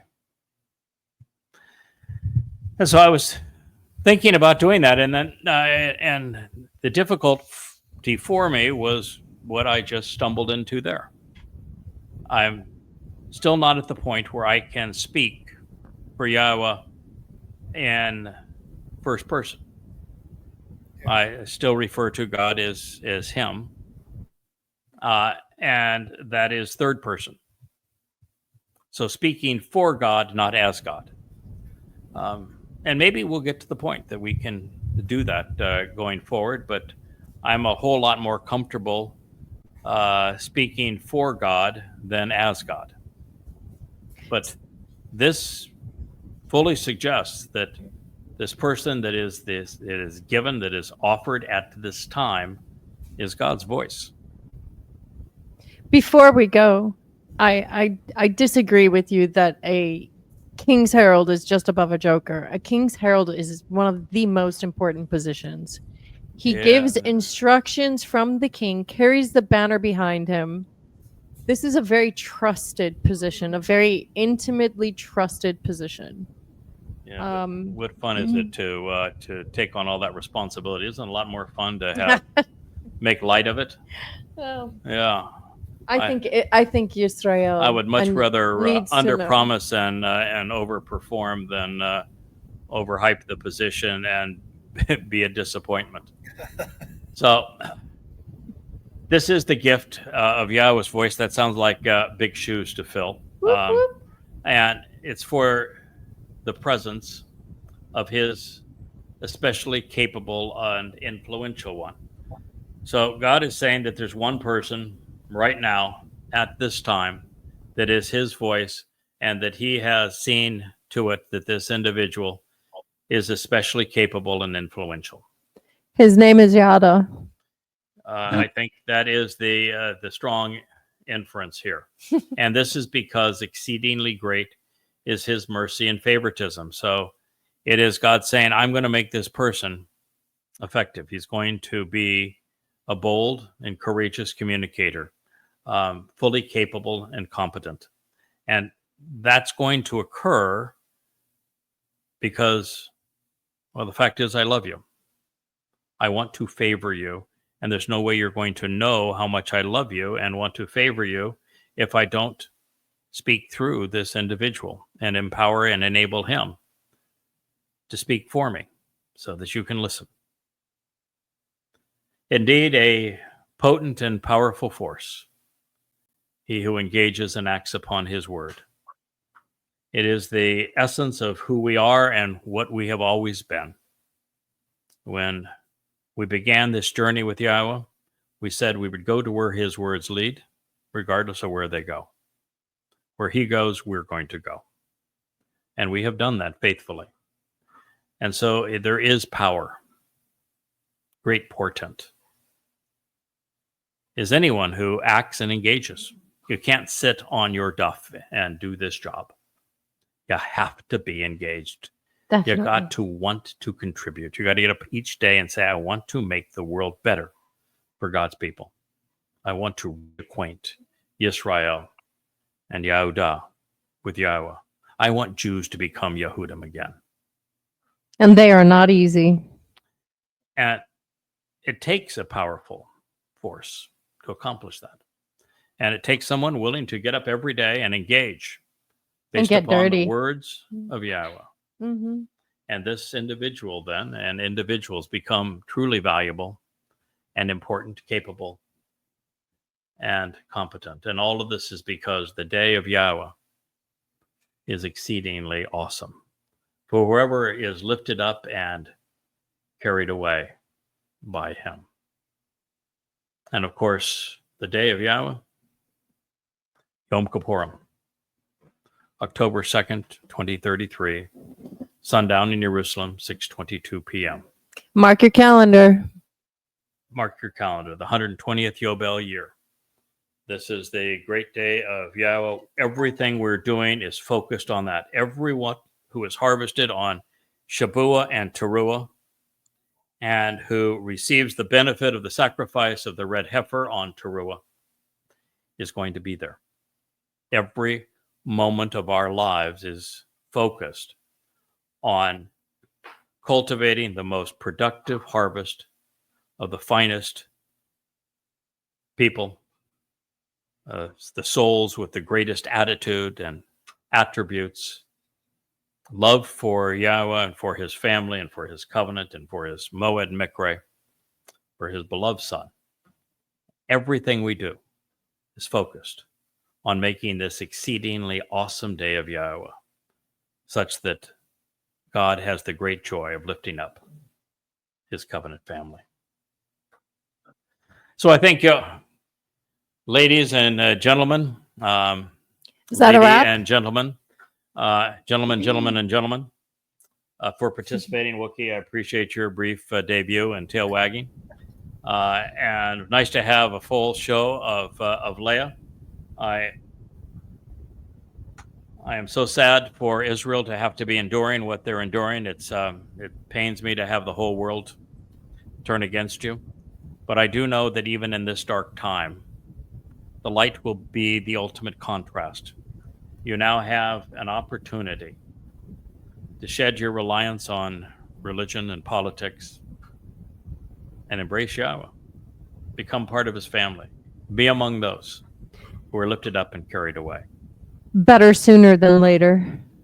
Sooner you join us, the more vocal the chorus. You can join the likes of Rich here in Paradise. How do you like Paradise so far, Rich? Yeah, Rich, come on. Yeah, I like it. Yeah, I like it. Yeah, No- it's no better. pressure Is there. it better than Kansas? A little bit different. I look out there and see the pretty blue every day and say, yeah, this is better than Kansas.